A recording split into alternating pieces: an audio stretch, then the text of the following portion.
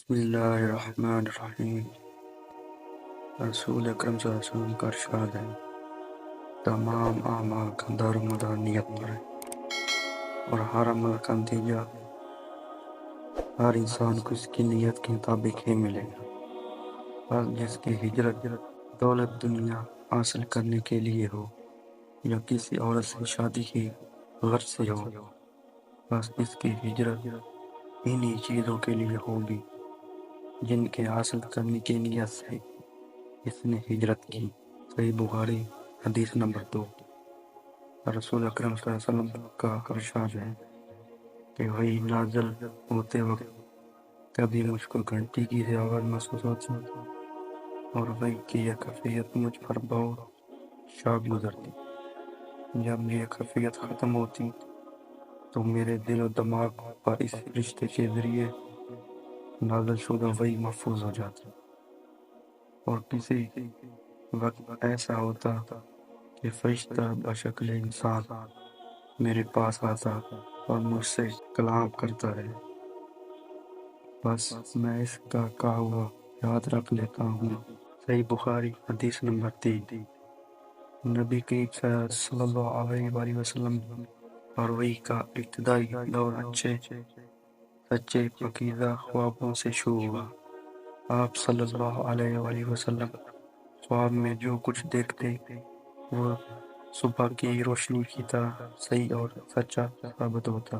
پھر من جانب قدرت آپ صلی اللہ علیہ وسلم تنہائی پسند ہو گئے، اور آپ صلی اللہ علیہ وآلہ وسلم نے غار حرا میں خلوت نشینی اختیار فرمائی، اور کئی دن اور رات وہاں مسلسل عبادت اور یاد الہی فکر میں مشغول رہتے۔ جب تک گھر آنے کو دل نہ چاہتا توشہ ہمراہ لیے وہاں رہتے۔ توشہ ختم ہونے پر ہی اہلیہ محترمہ خدیجہ رضی اللہ عنہا کے پاس تشریف لاتے اور کچھ توشہ ہمراہ لے کر پھر وہاں جا کر خلوت گزین ہو جاتے۔ یہی طریقہ جاری رہا، پھر یہاں تک آپ صلی اللہ علیہ وآلہ وسلم کا حق منکشف ہو گیا، اور آپ صلی اللہ علیہ وآلہ وسلم غار حرا میں قیام پذیر تھے کہ اچانک جبرائیل علیہ السلام آپ صلی اللہ علیہ وآلہ وسلم کے پاس حاضر ہوا اور کہنے لگے کہ اے محمد پڑھو۔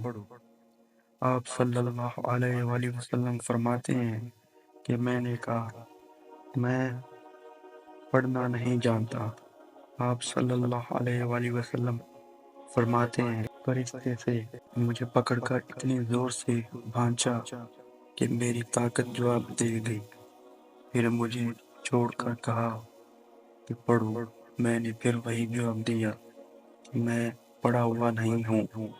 اس فرشتے نے مجھ کو نہایت زور سے بھانچا کہ مجھ کو سخت تکلیف محسوس ہوئی۔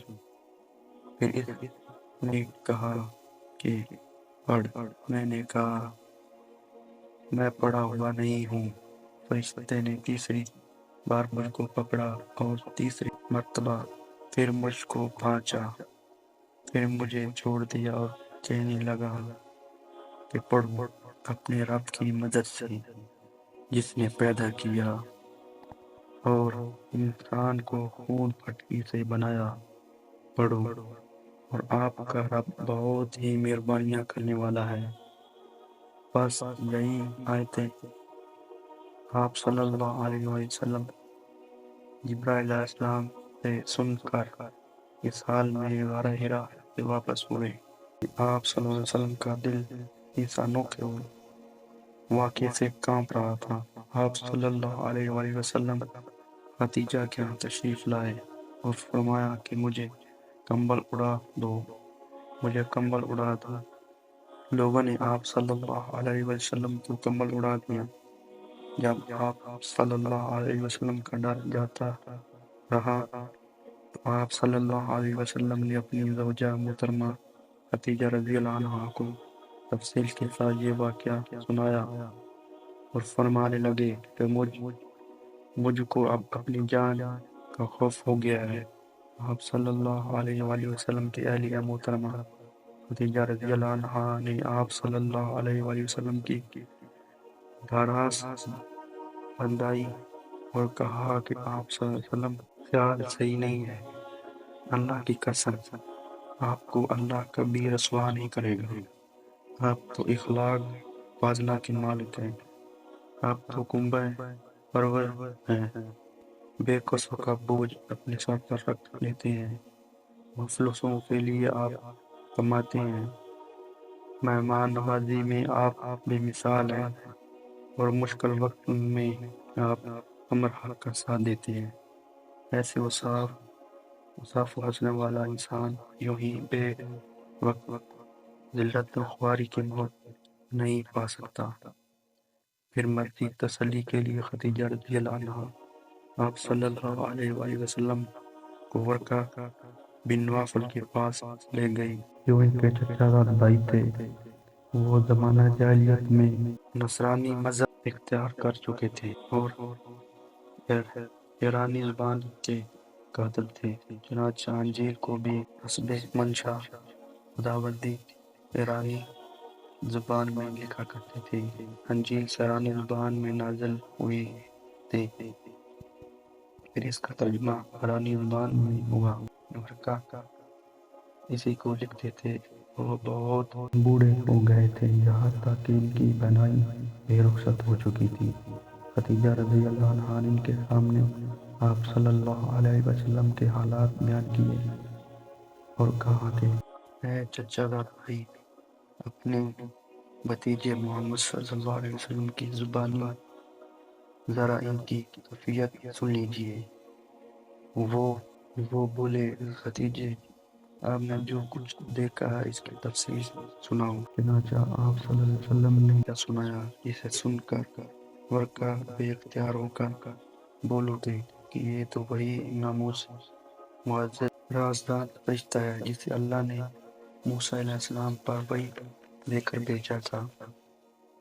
کاش میں آپ کے اس عہد نبوت کے شروع ہونے پر جوان ہوتا، کاش میں اس وقت تک زندہ رہتا جب تک آپ کی قوم آپ کو اس شہر سے نکال دے گی۔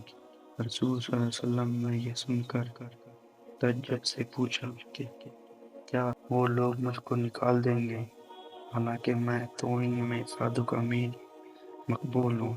ورقہ بولا، ہاں یہ سب کچھ سچ ہے، مگر جو شخص بھی آپ کی طرح امر حق لے کر آئے لوگ اس کے دشمن ہی ہو گئے ہیں۔ اگر مجھے آپ کی نبوت کا وہ زمانہ مل جائے تو میں آپ کی پوری مدد کروں گا۔ مگر ورقہ کچھ دنوں کے بعد انتقال کر گئے، پھر کچھ عرصے تک وحی کی خبر موقوف رہی۔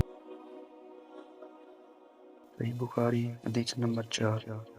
آپ صلی اللہ علیہ وسلم نے وحی کے رک جانے کے زمانے کے حالات بیان فرماتے ہوئے کہا کہ ایک روز میں چل رہا تھا کہ اچانک میں نے آسمان کی طرف ایک آواز سنی، اور میں نے اپنا سر آسمان کی طرف اٹھا کر دیکھتا ہوں کہ وہی فرشتہ جو میرے پاس غار حرا میں آیا تھا وہ آسمان و زمین کے بیچ میں ایک کرسی پر بیٹھا ہوا ہے۔ میں اس سے ڈر گیا اور گھر آنے پر میں نے پھر کمبل اوڑھنے کی خواہش ظاہر کی۔ اس وقت اللہ کی طرف سے یہ آیات نازل ہوئی، اسے حلاف اڑا کر لیٹنے والے اٹھ کھڑا ہو اور لوگوں کو عذاب الہی سے ڈرا، اور اپنے رب کی بڑائی بیان کر، اور اپنے کپڑے کو پاک صاف رکھ اور گندگی سے دور رہا۔ اس کے بعد وہی تیزی کے ساتھ پے در پہ آنے لگی۔ صحیح بخاری حدیث نمبر 5۔ رسول صلی اللہ علیہ وسلم نزول قرآن کے وقت بہت سختی محسوس فرمایا کرتے تھے، اور اس کی علامتوں میں سے ایک یہ تھی کہ یاد کرنے کے لیے آپ اپنے ہونٹوں کو ہلاتے تھے۔ ابن عباس رضی اللہ عنہ نے کہا، میں اپنے ہونٹ ہلاتا ہوں جس طرح آپ ہلاتے تھے۔ سعید کہتے ہیں میں بھی اپنے ہونٹ ہلاتا ہوں جس طرح ابن عباس رضی اللہ عنہ کو میں نے ہلاتے دیکھا۔ پھر انہوں نے کہا اپنے ہونٹ ہلائے۔ ابن عباس رضی اللہ عنہ نے کہا پھر یہ آیات اتری، اے محمد اے قرآن کو جلد از جلد یاد کرنے کے لیے اپنی زبان نہ ہلاؤ، اس کی جمع کر دینا اور پڑھ دینا ہمارا ذمہ ہے۔ ابن عباس رضی اللہ عنہ کہتے ہیں یعنی قرآن آپ صلی اللہ علیہ وسلم کے دل میں جمع دینا اور پڑھا دینا ہمارا ذمہ ہے۔ پھر جب ہم پڑھ چکے تو اس پڑھے ہونے کی اتباع کرو۔ ابن عباس رضی اللہ عنہ فرماتے ہیں اس کا مطلب یہ ہے کہ آپ صلی اللہ علیہ وسلم اس کو خاموشی کے ساتھ سنتے رہو، اس کے بعد مطلب سمجھا دینا ہمارا ذمہ ہے کہ یقیناً یہ ہماری ذمہ داری ہے کہ آپ اس کو پڑھو یعنی اس کو محفوظ کر سکو۔ چنانچہ اس کے بعد جب آپ کے پاس ابراہیم علیہ السلام وہی لے کر آتے تو آپ توجہ سے سنتے، جب وہ چلے جاتے تو رسول صلی اللہ علیہ وسلم وہی کو اس طرح پڑھتے جس طرح جبرائیل علیہ السلام نے اسے پڑھایا۔